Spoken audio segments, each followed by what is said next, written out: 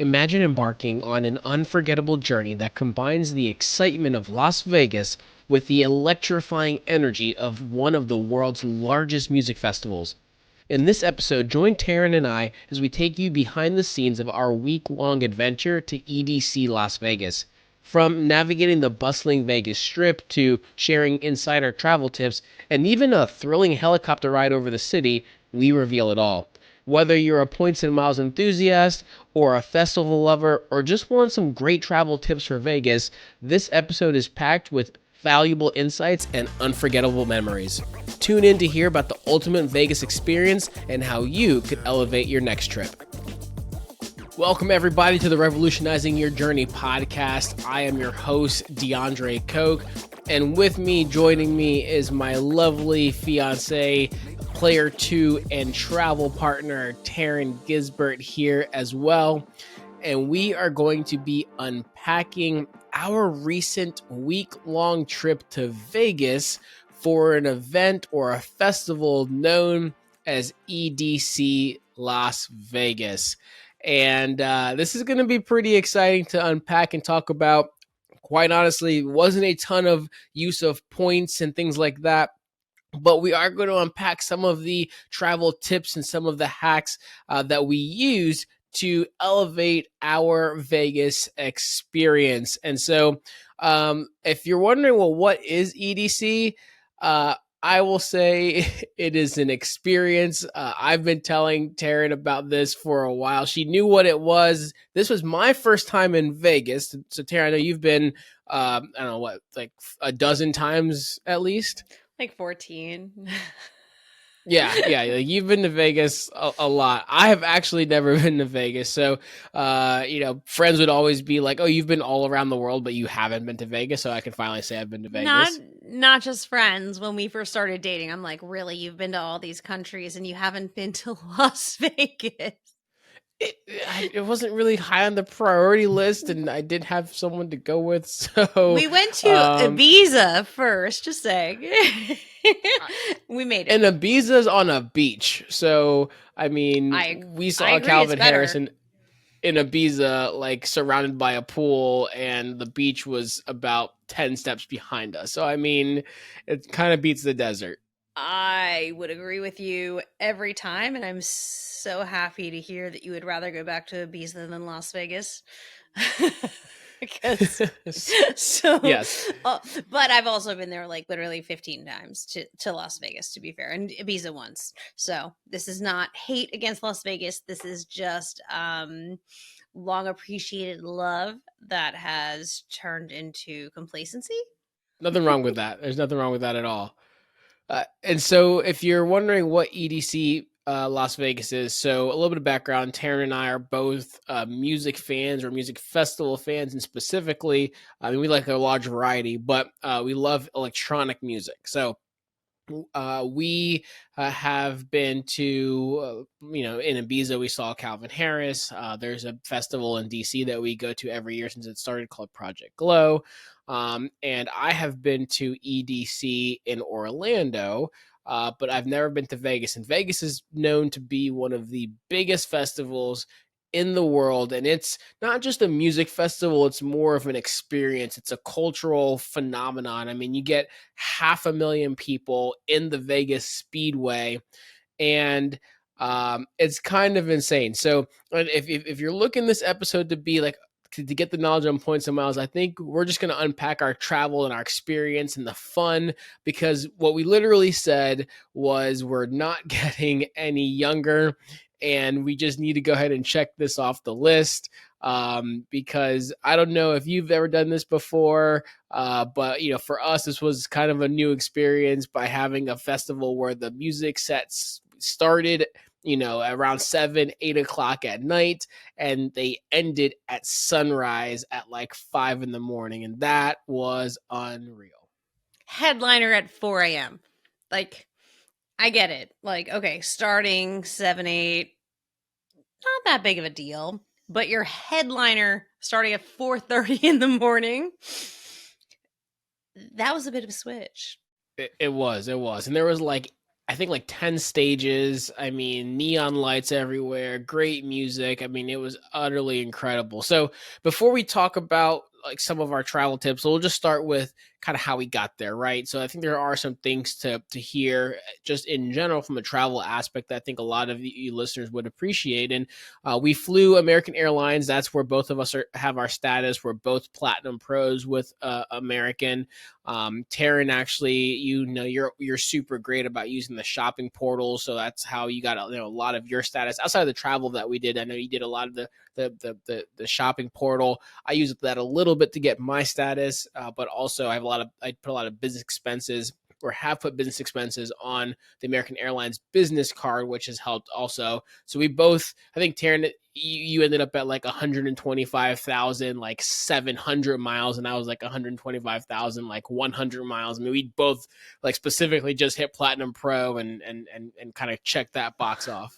All I remember is that I beat you.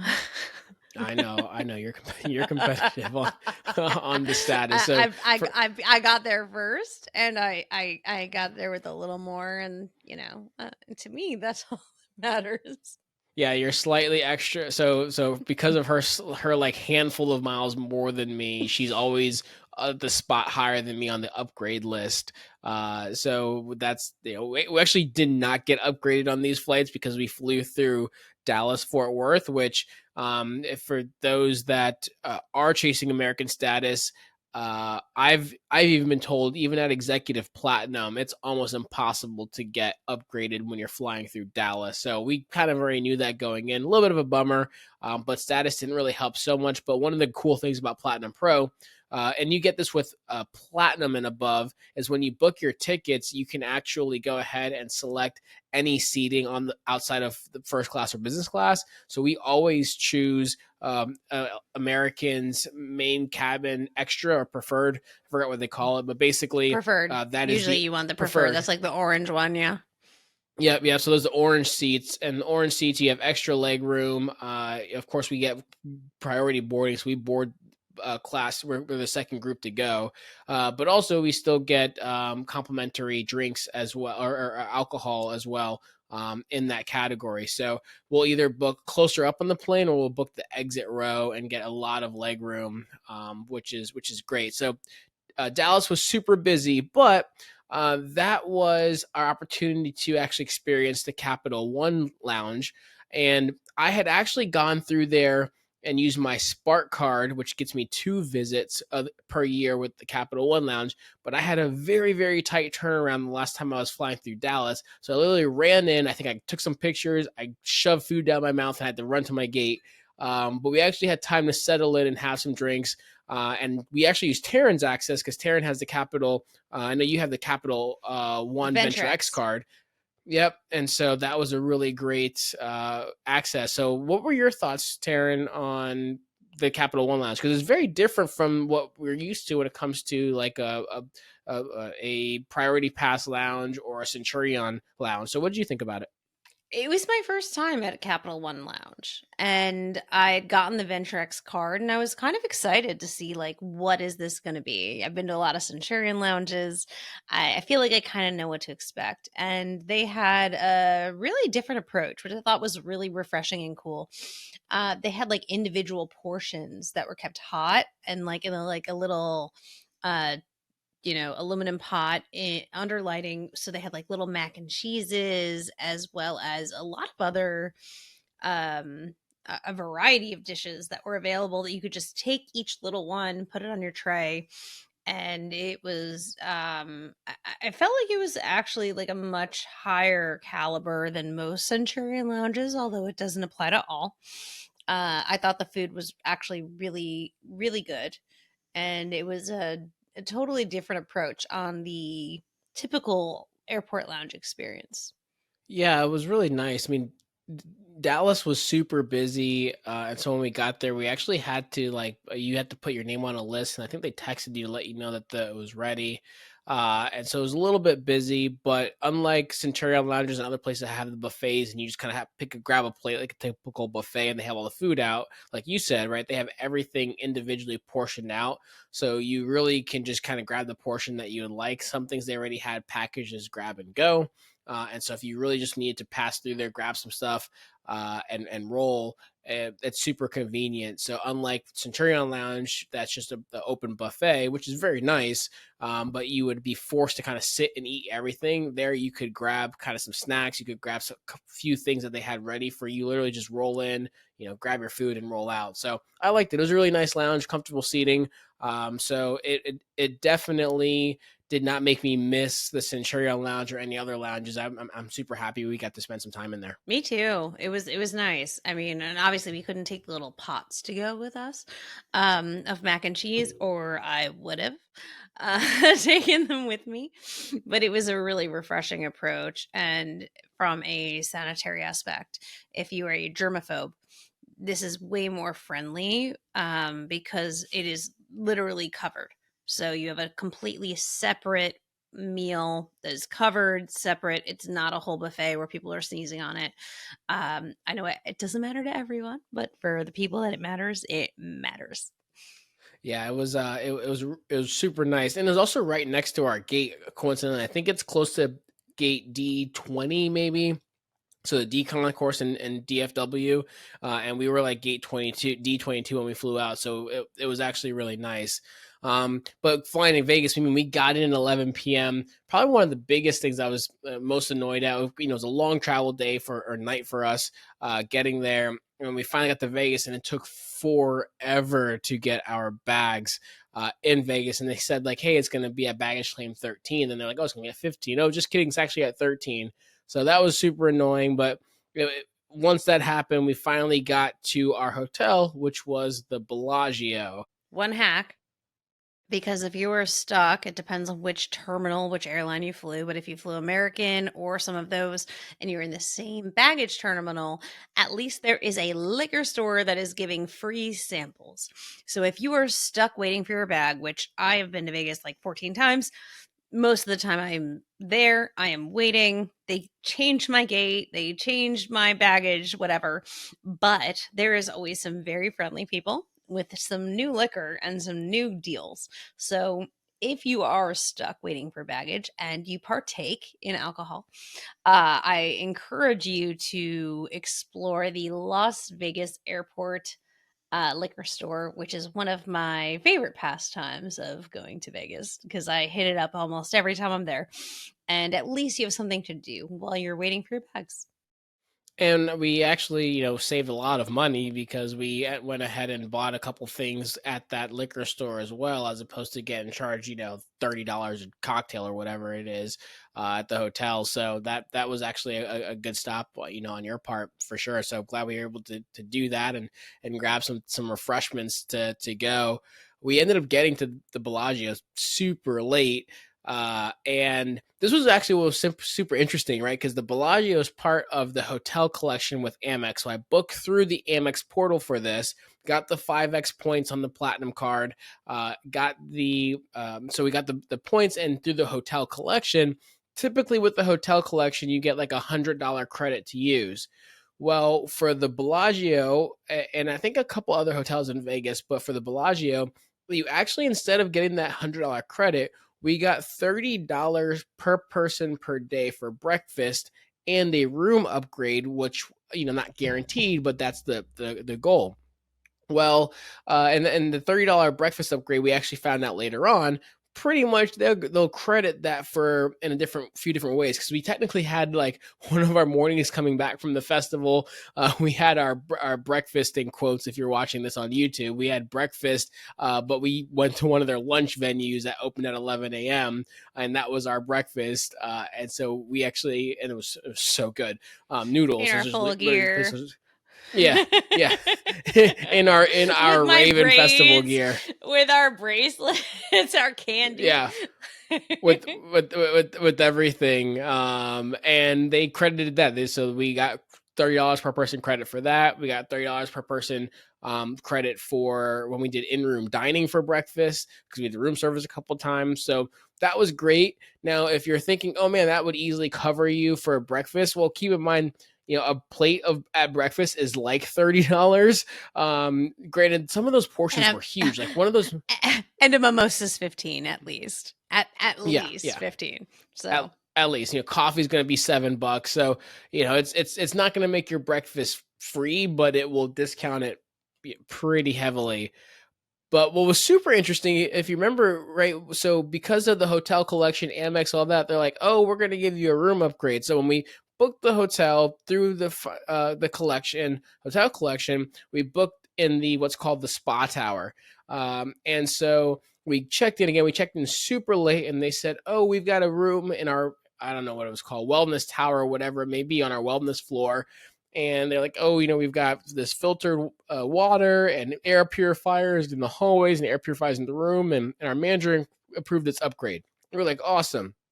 We get to the room, and it just doesn't feel like an upgrade, honestly. Uh, and so we reached out. I couldn't immediately respond and said, "Hey, look, I feel like this isn't necessarily an upgrade." Because for instance, it didn't even have like a bathtub; it was just a shower. There's no and bathtub. Yeah, there's no yeah, bathtub. and be seeing that, I was like, most of the, I knew from the Bellagio and the research we did, most of the rooms kind of have a nice full service bathroom. So they said, "Hey, everything is actually full. You got to get your room. We'll change your room tomorrow." And said, "Okay, that's not a problem." So we went ahead and did that. And fun fact, our room that we got upgraded from was more of an upgrade. So I think they actually downgraded us, and they kind of fit us in with what they had available. Because the room that we actually had in the spa tower was so much more spacious, so much nicer. The bathroom was phenomenal. It was newer. Yeah, it was beautiful. Yeah, it was a much better experience. So I think it was a case of sales where you want to please the customer and you say, "We're going to give you an upgrade," even though it's not an upgrade. And we believed it until, we got our other room back because it didn't really work. And then we're like, "Oh, dang, this is a good room." Yeah, no, the new room was super nice. And a tip that I know you actually recommended, you said, "Hey, let's ask for a mini fridge," right? And Oh, and we did, oh, and you I you want me to tell them all my secrets? All you of got to our tell the secrets. I listeners, mean, are the they listeners deserve got to know the Vegas secrets. They got to know. are Throw it I out mean, there. I'm a Vegas OG. I don't know. Did they deserve these secrets? I mean, I think they do. They rode with if they're this far in the episode and we started out with electronic music, they got to know the secrets, because they're like, there's got to be something here worthwhile for me, because I'm not an electronic music fan, or maybe you are. We don't know. But either way, you're riding out this far. We got to get you some knowledge, some nuggets, and Taryn's got the Vegas hack. So Taryn, lay it on them. Facts. I've got two really big hacks for Vegas because this is somewhere that the corporate company I used to work for used to take us every other year. So I had a lot of practice. One of the first things you need to know, and this is not just Vegas, this is anywhere, just more important in Vegas, is that you can always request a refrigerator because otherwise in Vegas you have a uh, tamper proof. It's kind of like one of those spy movies where people are heist movies where they're trying to like take something off of the plate, but it's pressure weighted because that is how the refrigerators work in Las Vegas. So if you even touch it, they're going to charge you money. But if you can ask for that additional refrigerator, boom, you can have water, you can have whatever, you can use it however you like. And if you actually are like diabetic, you can use it for your insulin. Uh, I'm sure you already know about that, but either way, it is something that they legally have to require. And then I know you also have a way about getting around paying $5 per water bottle. What's the secret there? Okay, well, this one took me a little bit longer to figure out, but once I did, it has become one of my favorite Vegas hacks, especially because the water in Vegas tastes chalky. It's like bad. It's not good. You cannot drink it. I'm from New York. I love tap water there. You cannot do that with Vegas water, and they are charging at minimum $4 for a standard Dasani. And if you want a smart water, you're talking like $10, $15. And that's per water, and you're in the desert you're drinking, you're dehydrated. So, the best hack that I have found, and I've been practicing for over a decade and a half, is buy a Brita, a new one, a pitcher. Don't open it. Leave it in its packaging. When you get there, you open it, you fill it up. You have fresh water the whole time. And if you used my fridge hack, you have cold water as well as fresh water. So I am saving you. I mean, it depends on how much water you drink per day. I drink more water than you do, for example. So, like, my water consumption value would be higher than yours. However, assuming that you're going to drink a couple of, you know, waters per day, it's going to probably cost you at least $20 in bottled water because there is no cheaper option. And if you buy a Brita, it's like $25 one time. And it will last you beyond a week, which I also think is longer than you should probably be in Vegas Yeah, we were for. there for longer than I think anyone's ever told me to go to Vegas, but we needed time to get there, time for the festival, which was 3 full days. That again starts. It's like 7, 8 p.m. until 5 a.m., and then it takes time to get back, which we'll talk about. And we need recovery time as well. So that's the whole reason for the full week. But yes, that's something to factor in, is like how long are you actually going to be there.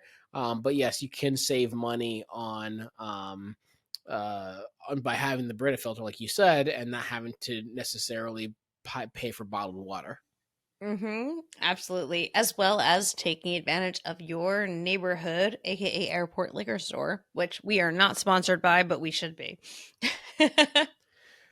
And so moving on, I know the other thing that we did is we actually used, and Tom Marsden in his episode back early on, he talked about his parents oftentimes went through timeshare presentations and was just really good at saying no and getting a lot of really cool things for free. And we actually did that ourselves. Now, we actually didn't go there with the plan of this happening. It actually happened to be the day that we were switching rooms. So literally our first full day there. And they basically actually said, hey, we'll have a room ready for you probably around 12 to after 12, but before check-in time. And they said, hey, you don't have to check out, we'll wait until our room's ready, and then you can just move your bags, the bellboy will move everything into the new room, which is super cool.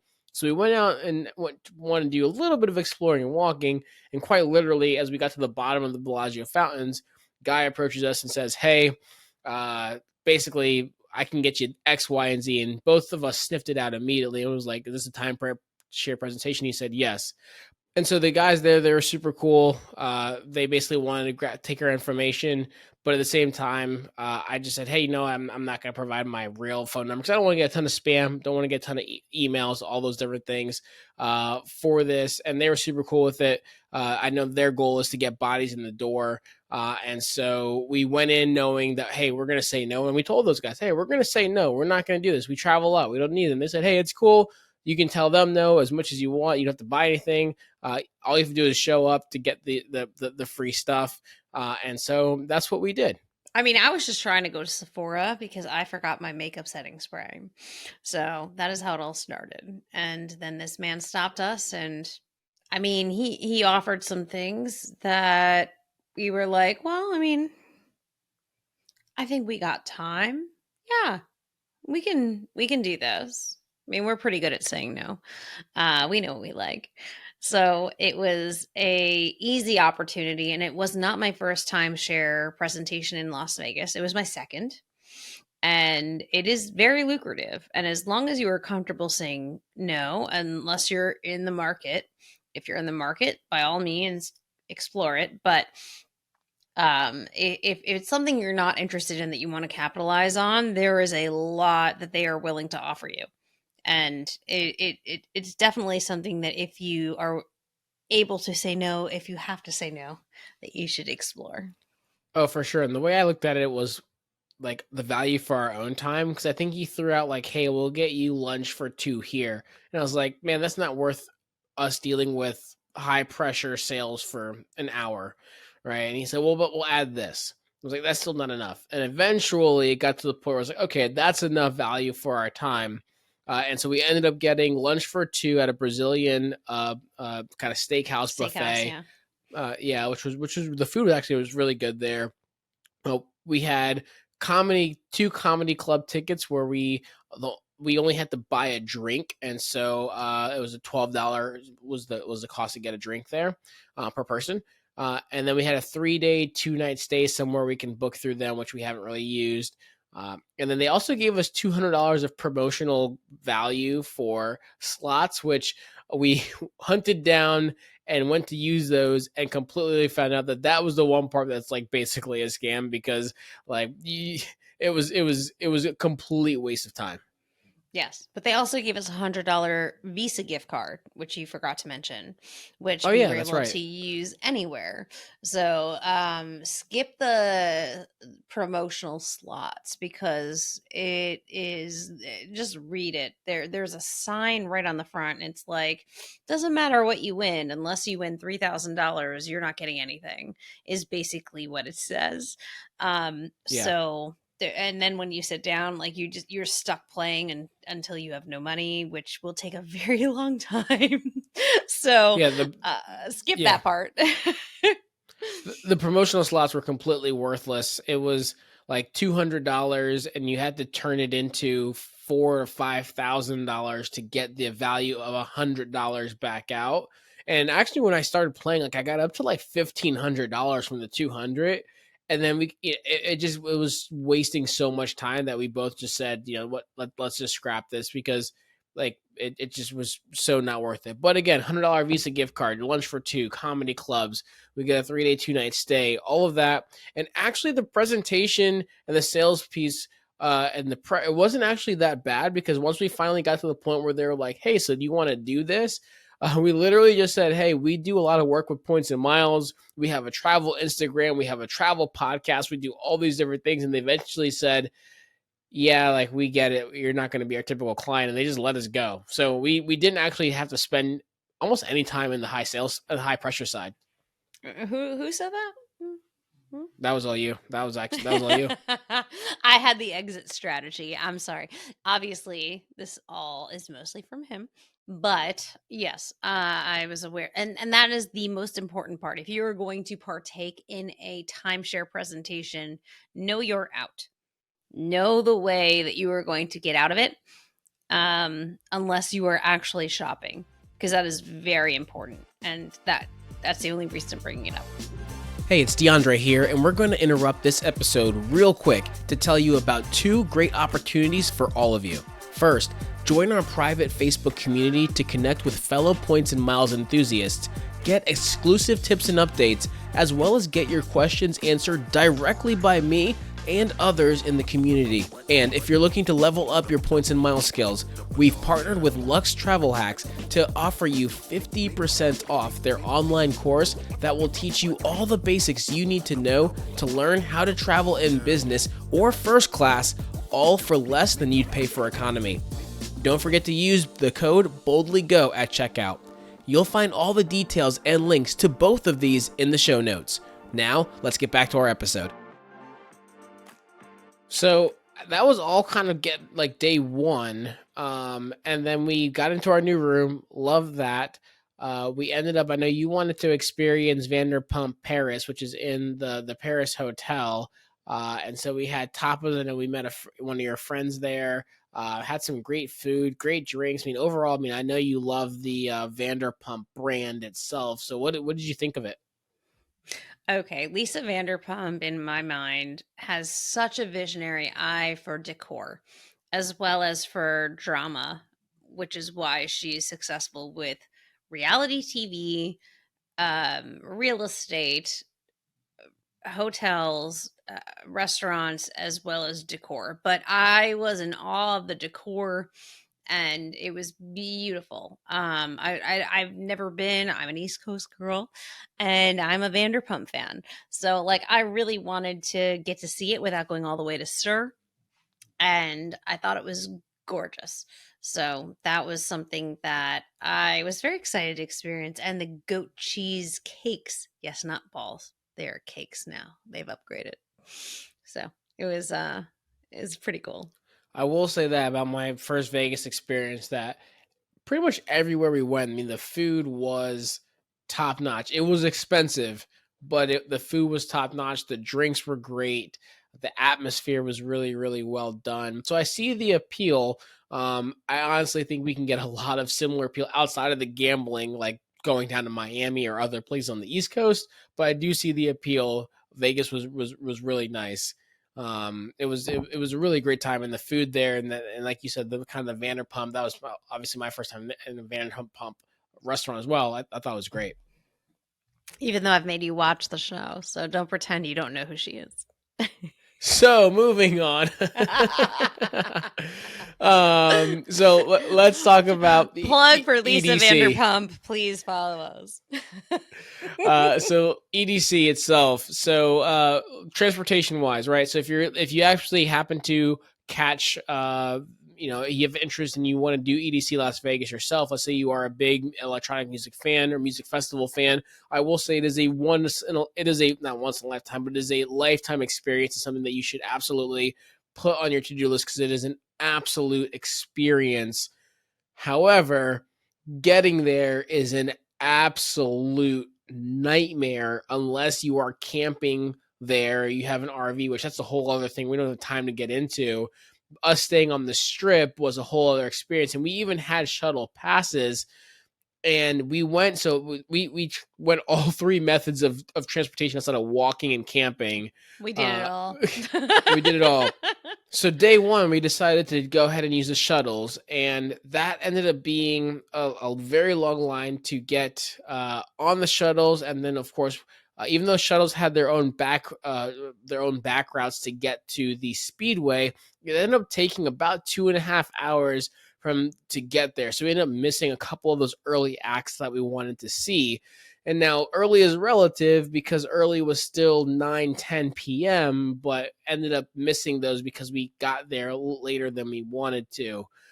So day two, we were like, you know what, we're going to Uber there. Took an Uber there. It still took 2 hours to get there because although by the time we got down the interstate, it was just a stop and go line just a couple miles outside of the speedway. Because again, there's 500,000 people going into this festival. And if you're listening to this and you're like, oh my God, I could never, I am telling you, this festival will change your life from the standpoint of it's an incredible experience. It's not what you might think. Like, oh my God, it's so packed. Everyone's pushing. Everyone's mean. The attitude and the mentality is so different from almost anywhere else I would say you'd experience outside of another festival because people are just genuinely happy to be there. People are excited. People are nice. If someone brushes by you, they say, excuse me. It is not as crazy as it sounds. And it's just a really, really cool environment. So good vibes only. Good vibes only. Peace, love, and good vibes and all the things they say. Day 3, I was like, I'm done with this. We've tried both ways. We got our passes and and it was still 2.5 hours. We took an Uber, a private Uber, and that still took us over 2 hours. And I was like, you know what? I'm not sure why we shouldn't just, take a private helicopter to EDC. And frankly, it was one of the best decisions I think I've made because it was insane. We got there in like 15 minutes and it was sunset. It was gorgeous. We have these shots of Vegas and the strip that I have never seen, perspectives of the strip I've never seen. And I've been there again like 14, 15 times. So being able to see it from a helicopter point of view and being able to watch the sunset or whatever time frame works for you, and you get there in like 15 minutes versus 2.5 hours. Yes, not a hack. I used real money. So I'm not going to affront and pretend that this is something that you can do for free because you definitely can't. But if you are, I'll say an elder millennial like me, I won't even put you into this, DeAndre. It was a very tempting and something that if I ever went back, I couldn't imagine not doing it like that, to be fair. Yeah, I mean, it was an absolutely incredible experience. Basically, the same company that does helicopter tours of the Grand Canyon, they have a chain, so one after another after another after another of helicopters that fly into like land at the Vegas Speedway and then go back into at the strip. So we took it on the one way there. I mean, we flew over the Sphere. I mean, we had great views, and so big shout out to Taryn because she made that happen. And that was super. I mean, that was super exciting. So overall, I mean, the EDC experience was great. We saw a lot of great acts that we want to see, a lot of amazing artists, the lighting, the shows, the sounds. I promise you, if you've never been to an electronic festival, the stage setups, everything will just completely blow your mind. It's a really cool experience. And most of the days, actually, we got back while it was still dark, got in our beds and passed out. But the final day, Because we're we old. stayed because we're old. Exactly. Because we're old. For the record, because we're old. We were planning. We We wanted to stayed- make it to the end. We did. It was a marathon, not a sprint. And the final day, we ended up staying and actually watched the sunrise for the last act, which was one of Terrence's Timmy favorite Trumpet. artists, just Timmy Trumpet. Yeah, Timmy Trumpet, and it was an incredible end. So we actually have this whole the whole series of events on the Boldly Go Instagram. You can see the highlights of EDC Las Vegas. We got back. I think I passed out on the shuttle. Woke up. We ended up taking a rickshaw back to the Bellagio. It was a whole experience. And the crazy thing is we roll into the Bellagio. We look like both of us just got puked out by a unicorn, right? Because we're all in like the most colorful Sparkly, outfits you can right? possibly imagine. And we're rolling in. We just roll right into their main breakfast breakfast and brunch area. I forgot the name of the restaurant. But we fancy. go in. It was fancy. It's It not was not. casual. Yeah, not at all. And there's an entire retail convention that's happening. So 95% of the restaurant is full of men and women in like suits and ties and business clothes. Like they're starting their day, about to go to a 9 a.m. session about whatever you talk about at a retail conference. And we're rolling in there in all sorts of colors of the rainbow. When I say colors of the rainbow, you have to watch the stories because we literally look like the colors of the rainbow. And we get there, and the really cool thing is you see like all the people in the crowd, not the crowd or the restaurant goers, are looking at us like, what the heck? But the staff of the hotel were like, oh, you went to EDC? Like, we need to get y'all a table because y'all need sleep. And Respect. the manager of the restaurant came up and talked to us about how like his girlfriend helps put it on and he loves to go, and he actually went the night before. Of course, he had to go home early, but like he talked about how much he loved it, and basically they made sure that we got seated so quickly. And I shout out to the Bellagio because they did an amazing job, and like their staff really just appreciated that we were there, and it was really awesome. Honestly, you're right. I want to give a shout out to them as well because actually I've been to Vegas like 14, 15 times and I have never stayed at the Bellagio until now.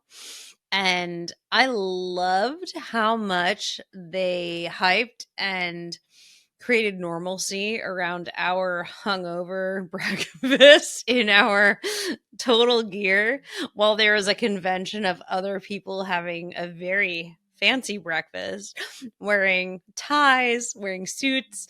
And I think the funniest part for me was that on the side, the people at the conference were like, man, how was it? I wanted to come, but I couldn't because of this conference. And then you're like, all right, the EDM runs deep.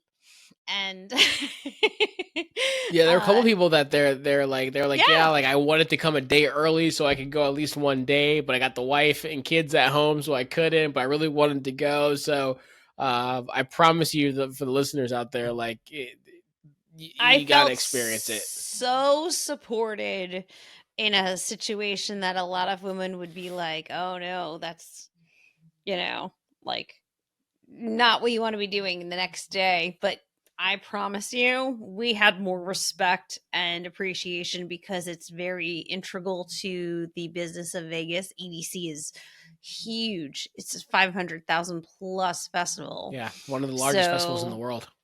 exactly. And like they're very aware of the impact to their economy. And I love that even the maitre d's and waiters are so appreciative of that and so welcoming. And then it was so cool to have other people that I thought were going to judge us be like, dang, I wish I could have been there. That felt nice. Yeah, it was awesome. And so so that was basically Monday morning. So the last day of Vegas, EDC Vegas was Sunday, and essentially we got back to our room Monday.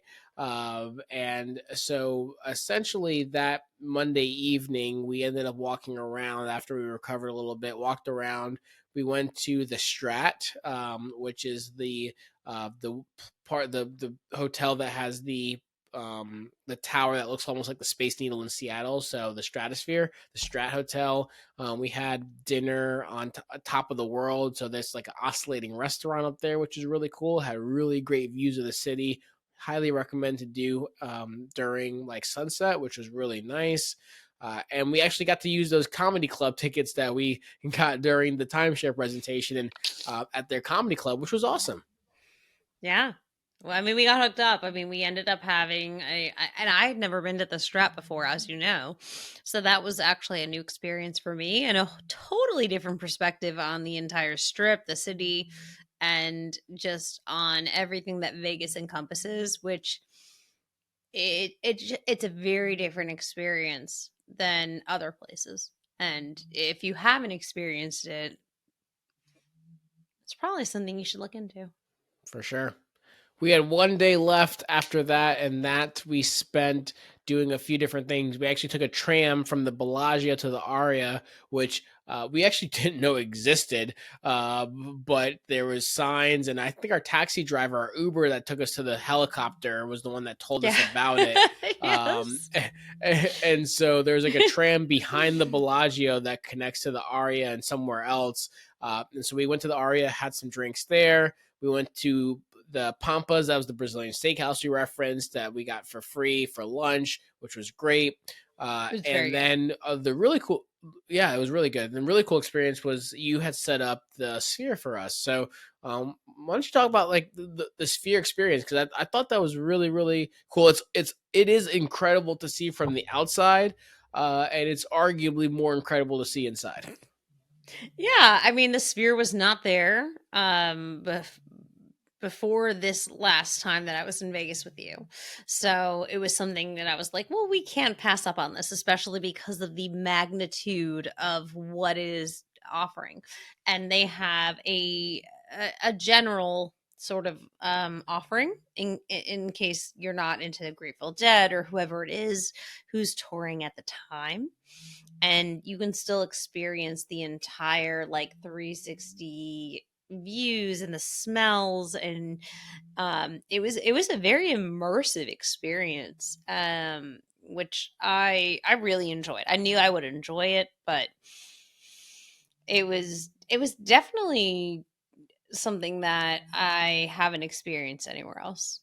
Yeah, so without ruining exactly what it is, just so you're aware, in the Sphere you have the visuals, right? In this ginormous dome, you get the effect of wind, and they have the ability to pump smell into it as well. So if you're in Vegas, I would say it is worthwhile to shell out a few dollars for the Sphere experience. Again, you don't have to be going to, I think it's been, like you said, the Grateful Dead or a U2 concert. There's been a few different types. You might not be into those, and I'm sure those are really incredible experiences as well. But just getting to sit and kind of watching a hour or however long it was IMAX type movie was really, really cool. So would highly recommend. And I thought that was a really great add-on to kind of wrap up our trip, because after that we ended up working our way back to the airport. Mm-hmm. And so that was the majority of our trip. We did end up, once we got to the airport, we stayed in the Centurion Lounge. Not stayed in, but we went to the Centurion Lounge. Found out that the Vegas Centurion Lounge actually just a few days before we got there, broke the record for the most number of attendees in a single day for both regular attendees and Centurion card holders, which is the black card. And I actually kind of learned that day, which if you've ever walked into a Centurion lounge and you see that there's all the tables or the placards that say reserved, I never really thought about who it was reserved for, quite honestly. And I was always wondering, like, can you call ahead and like reserve seating for the Centurion lounge? Never really thought about it. I knew if you had the black card, you can skip the line. But what I didn't know is that they have the reserve seating for the black card holders as well. Now that's on a whole other level of or game when it comes to the points and miles. Not even points and miles, just credit card game in general. I mean, you have to be spending a lot of money in very wealthy areas, so you're spending money on private yachts, private planes, those type of things. And you're by the hundreds of thousands to millions of dollars a year to get invited to be on the black card. So that's a whole other level. But it was really interesting. There was a guy that while we were waiting in line, which we waited for like 5 or 10 minutes to get in, but he was explaining kind of how it was a little bit more full with Centurion guests and kind of the requirements to get in. So it was a phenomenal experience. We stopped there for Centurion Lounge. It was a red eye out. We got home at like 8 a.m. the following morning. So I know it was a long trip back. But overall, Taryn, I had a blast in Vegas. It was great. EDC Las Vegas was a lifetime experience. I'll say once in a lifetime because it was phenomenal. I'm super happy that we did it. I'm extremely excited to do a festival in some other part of the country, like Tomorrowland, something in Belgium. Like Vegas was great, but I would say if it wasn't for the craziest of logistics to get there, I would be down to do it again, but it was a lot. So I'm excited to do another festival somewhere else in the world with you. I completely agree. And I mean, I'd been to Vegas many times. I was so happy to be the one to bring you into it and introduce you to Vegas, even though it is definitely not somewhere I represent, but it is somewhere I have been very often. And I had an amazing time, but I am so happy that we are not going to go every year just because we are old.